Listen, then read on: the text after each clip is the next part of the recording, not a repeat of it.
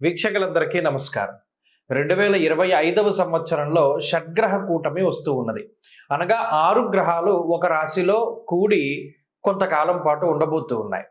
అయితే ఇది కొంత దుష్ప్రచారం జరుగుతూ ఉన్నటువంటిది ఏంటి అంటే, ఈ షడ్గ్రహ కూటమి కొన్ని వందల సంవత్సరాలకి, కొన్ని వేల సంవత్సరాలకు ఒకసారి వస్తుందని, లేకపోతే దీనివల్ల విపరీతమైనటువంటి పరిణామాలు మనం ఎదుర్కొనవలసి వస్తుందని, ఇలా అనేక రకాలైనటువంటి అపోహలు కొంత ప్రచారంలో ఉన్నాయి.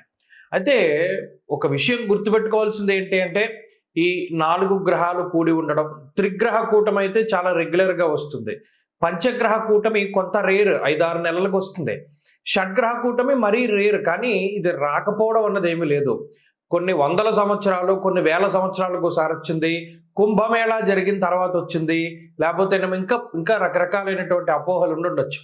ఏ రాశులకి ఇది మంచిది, ఏ రాశులకి చెడు అనేటువంటిది మనం తెలుసుకుంటే మంచిది. సింహరాశికి 8వ స్థానంలో ఏర్పడుతూ ఉన్నది ఈ గ్రహస్థితి. సాధారణంగా అష్టమంలో శని గాని, రవి గాని ఉంటేనే చాలా ఇబ్బంది. రాహు ఉంటేనే చాలా రకాలైన అనారోగ్య సమస్యలు వస్తూ ఉన్నాయి.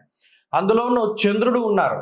ఇలా చంద్రుడు కానీ, రాహువు కానీ, శని కానీ, లేకపోతేనేమో రవి కానీ, ఈ 4 చాలా ఇబ్బంది పెట్టేటువంటి గ్రహగతులు. అలాగే అష్టమంలో శుక్రుడు కొంత యోగదాయకమైనటువంటి గ్రహం కాబట్టి, ఈ 6 గ్రహాల్లో 5 గ్రహాలు ప్రతికూలమైన ఫలితాలను ఇస్తూ, ప్రతికూలమైన ఫలితాలు అంటే మామూలుగా ఉండవు, చాలా ఇబ్బంది పెడుతూ ఉంటాయి.